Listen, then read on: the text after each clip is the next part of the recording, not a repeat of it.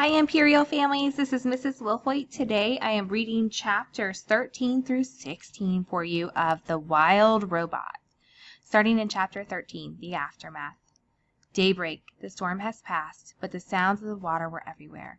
The air was filled with dripping sounds of mountain runoff and the sloshing sounds of flooded streams. And then came a very different sound. It was the clanging sound made when a robot slips on a wet sock. There were quite a few clangs that morning. As Roz worked her way downhill, she scanned the aftermath of the storm. Giant mounds of mud and debris had formed below the cliffs. The island's central river had crested its banks and spilled into the nearby fields and forests. Some trees had been uprooted. Others were submerged, their upper branches barely poking above the floodwaters, their lower branches swarming with fish instead of birds.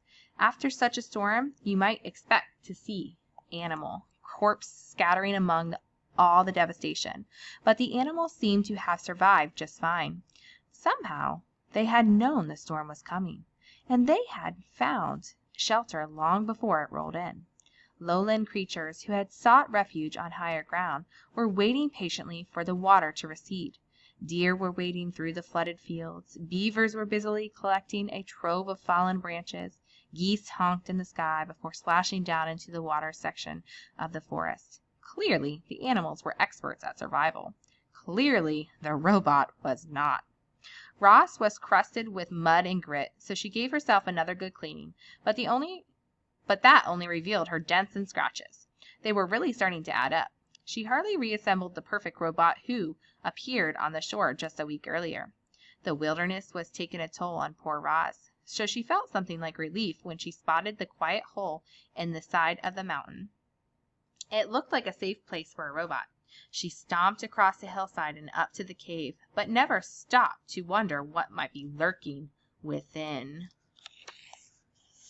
Chapter 14. The Bears. Roz stomped into the cave, and then stomped right back out. "Please stay away," said the robot to the two bears who were now nipping at her heels.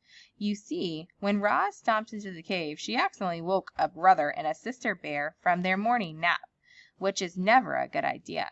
And to make matters worse, bears have an instinct that drives them to attack when a creature runs away, especially if the creature running away is a mysterious, sparkling monster. So as the startled bear watched Roz stomping out of their cave, they really had no choice at all. They simply had to take up the chase. Roz tried her best to outrun the bears. She leaped over the rocks and wove through trees and stomped across the mountainside at full speed. But the bears were young and strong and fast, and the robot still had so much to learn about moving through the wilderness. She never even saw the tree rope. One moment she was stomping along, and the next moment she was flying through the air and thumping down onto the rotten log. Clumps of soft wood stuck to her side as she stood and faced her attackers. Wouldn't you be afraid if two bears were charging toward you? Of course you would. Everyone would. Even the robot felt something like fear. Roz was programmed to take care of herself. She was programmed to stay alive. And as a robot watched those bears charging toward her, she knew her life was in serious danger. The bears slammed into Roz, knocking her against the trunk of a towering tree. Then one bear dove at her legs, and the other clawed at her chest. If only the robot had swung her fist or kicked her feet, she would have scared them off. One good bop on the nose would have sent them running, but the robot's programming would not allow her to be violent. Clearly, Roz was not designed to fight bears. Powerful jaws chomped on her arms. Sharp claws slashed her face. A massive head rammed into her chest. "Please stay away," said the robot. "Roar," said the sister bear. "Grrr," said the brother bear. And then the bears went in for the kill, but the robot had vanished. Chapter 15. The Escape. Using all of the strength in her legs, Roz jumped straight up, high into the air, and landed on a tree branch overhead. The tree shook with the sudden weight of the robot, and then thunk, thunk. Two pine cones bounced off Roz, and a moment later, thunk, thunk. The same pine cones bounced off the bears below. The bears grunted with annoyance. This gave Roz an idea. The robot's programming stopped her from being violent, but nothing stopped her from being annoying. So Roz plucked pine cones from the nearby branches and lobbed them down at the bears. Thunk, thunk, thunk, thunk. Each pine cone bounced off of its target with an annoying accuracy and whipped the youngest bears into a frenzy. Roar, said the sister bear. Grrr, said the brother bear.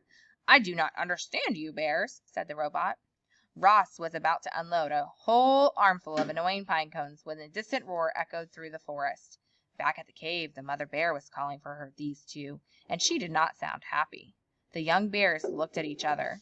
They knew they were in trouble, but before lumbering home, they glared up at Roz and snorted one last time. More than anything, they wanted to kill the robots.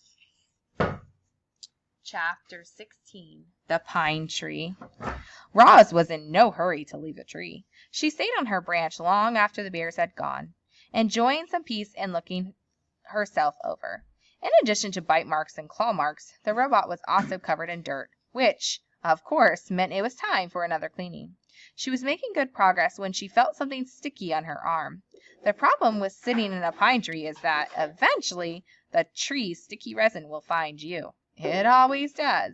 And it found Roz. The robot scrubbed and scraped at the resin, and soon her fingers were completely coated with the sticky stuff. Then it was all over her arms and her legs and her torso, and things were about to get even messier. A robin swooped into the tree and began screeching and fluttering around Roz. The bird had recently finished building herself a new nest. It was a little work of art, a delicate basket woven from grass and twigs and feathers, and it was right above the robot's head. Screech! Screech! Said the robin. I do not understand you, Robin, said the robot. The robin continued screeching and fluttering, and then, splat! She splattered her droppings across the robot's face. This bird was serious. So Roz scooted away, farther out of the branch, until she heard a quick, sharp crack. Before Roz knew what was happening, the tree branch snapped under her weight, and she went crashing to the forest floor. She hit the ground hard and lay there as broken branches and pine cones and needles showered down on top of her. There was another splat, and then quiet returned to the forest. And that is the end of chapters 13 through 16.